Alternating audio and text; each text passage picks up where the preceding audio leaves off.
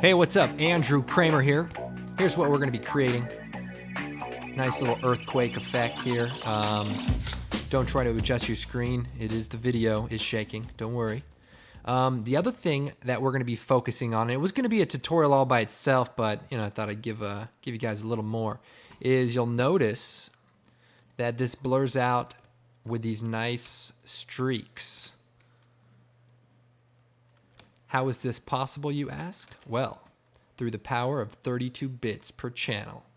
Now, if we look at this same effect, let's go find like a really, see this nice blurred out frame?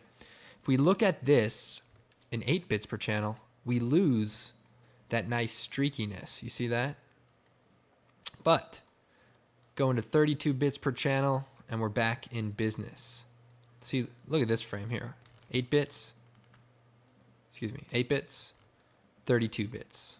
8 bits, 32. 8, 30. Okay, get the idea. Anyways, in real life, you see this vehicle here is going pretty fast, so it's causing these light streaks. And that's sort of what we're recreating here. And not to mention, we're creating a nice little earthquake in downtown Los Angeles. So let's go ahead and get started. What I have is this footage. And this footage is not shaking. It's just regular old footage.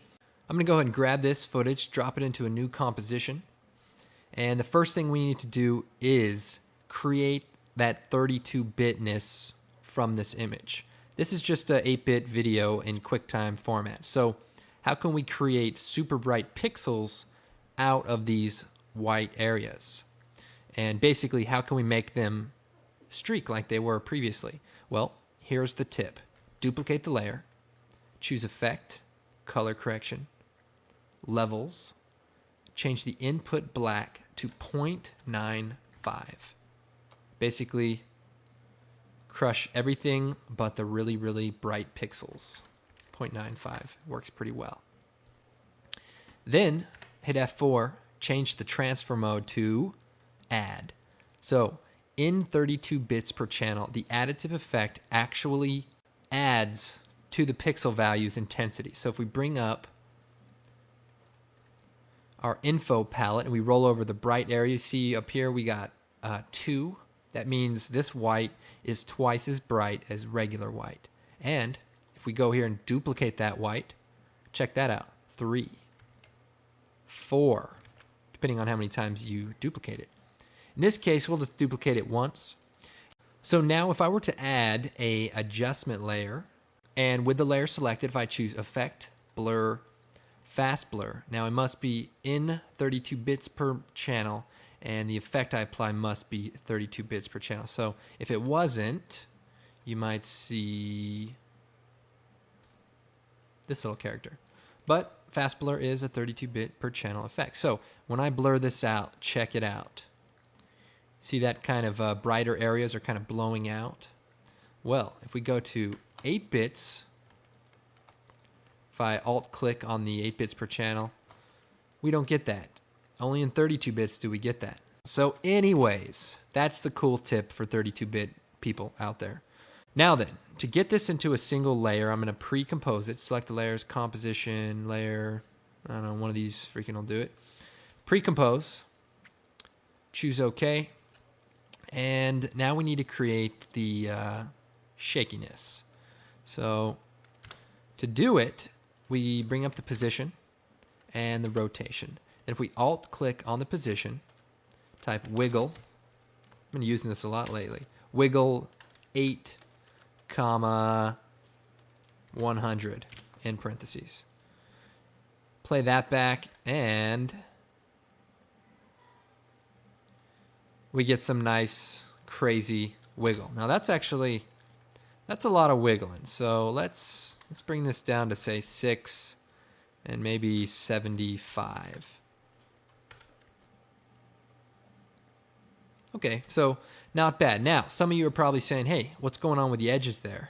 Well, we are wiggling it off the frame and we can see underneath it. So how can we fix that?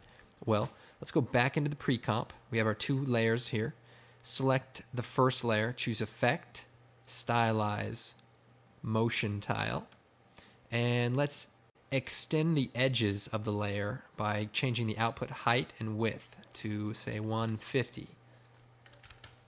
And click Mirror Edges. Then just copy this to both layers. And now the edges of the bounds are now beyond the original. Then if we choose Composition Settings, extend the width. So we go multiply 1.5. We now make the composition larger. So then when we close this, our new comp will have room to be wiggled. And in this case, that should work well. So anyway, depending on how fast you do it, you may need to zoom in a little bit or whatever. So now we have the shaking going on. We can also turn on the motion blur for the layer and for the comp and create that blur that we want to see. For now, we'll just shut it off while we work. Also, we can copy this expression, paste it to the rotation, and unfortunately, that's a lot of rotation. So what we'll do is take the result of this, which is 30, and it changes anywhere from 0 to 50 because that's our expression. Let's change this to divide the value by 40. So now it just rotates a few degrees, maybe a little less. Maybe we divide it by 25. But not too much, just maybe as much as an average cameraman. Okay, so this looks pretty good. It's like a 4.2. Only problem is when you use expressions, they are constant. You can't really animate them. How can we make it so we can control this? Well, we can use expression controls. Effect, expression controls, slider control.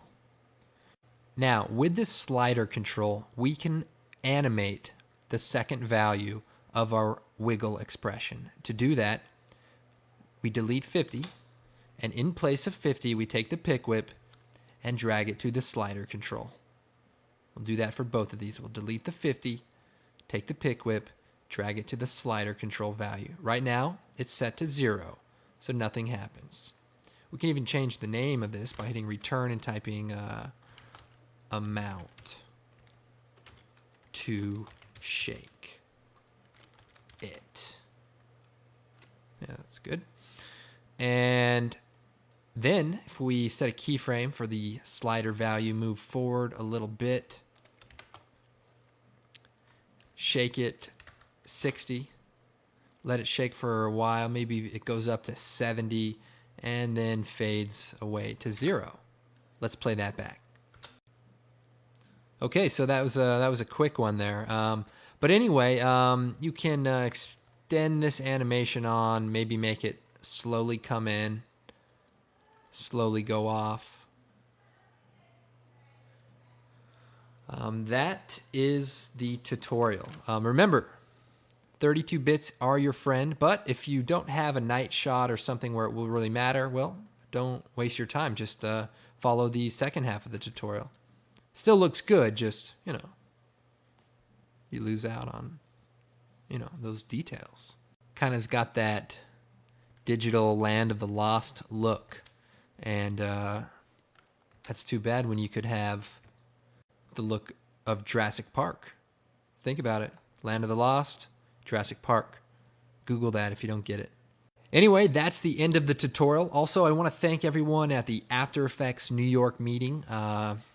Everyone who came and everyone I got to talk to. It was great seeing everybody.